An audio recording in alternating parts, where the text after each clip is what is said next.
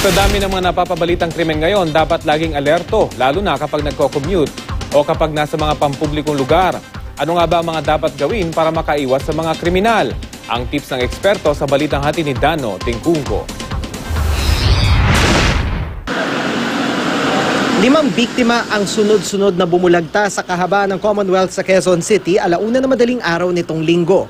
Ang mga salaring sakay na motorsiklo agad ding nakatakas bago pa nahuli ang ilang sospek. Ang hinihinalang gunman nakalalaya pa rin. Ayon sa PNP, kadalasan daw tuwing rush hour nangyayari ang mga karaniwang krimen sa kalsada.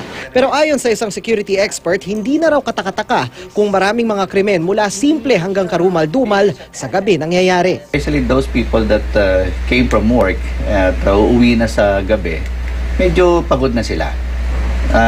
Unmindful of their surroundings. All they thinking is makauwi sila, makapagpahinga. Pero dahil tila wala nang pinipiling oras ang krimen, mahalagang sa lahat ng oras maging handa. Payo ng mga security expert, una sa lahat, planuhin ang bawat galaw. I-anticipate ang mga pwedeng mangyari sa mga pupuntahan at kung may banta, anong diskarte para ito malampasan. Nakabubuti rin daw na matuto kung paano mag-profile o kumilatis ng tao, lalo na yung mga pwedeng gumawa ng masama sa'yo. Lalo't ito rin daw ang ginagawa ng maraming kawatan sa pagpili ng kanilang biktima. Most probably, you are unaware of your surroundings and most probably you're alone and may nakita sa yung kahinaan kaya pwede ka nilang gawing biktima. Paglilinaw ng security expert, ang tunay na kawatan wala sa itsura, kundi nasa kilos at disposisyon. Yung lumalapit ng sinisino ka. When I say sinisino, I mean, he's looking from head to toe. Ang pwede mong ipahiwatig sa kanya na hindi mo ako pwede maging biktima because naispatan na kita.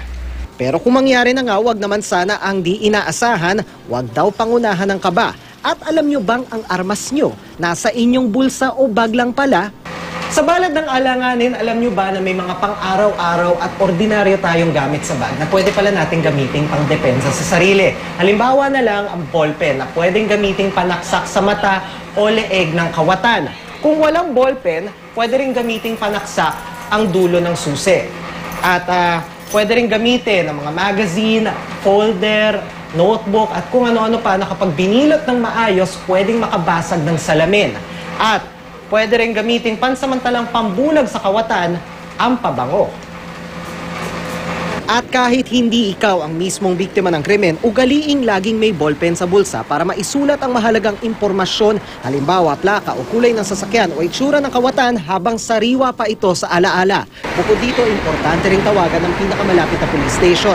Kung wala kang numerong kabisado o nakasave sa iyong cellphone, pwede nang i-tweet ang PNP sa Twitter handle na @PNP Hotline. Pag napag-aralan namin, nakakapaglagay kami ng puwersa kung saan dapat maglagay ng mga pulis namin, patrolya namin, at kung saan lugar at tuwing kailan. Dano Tingkungko, GMA News.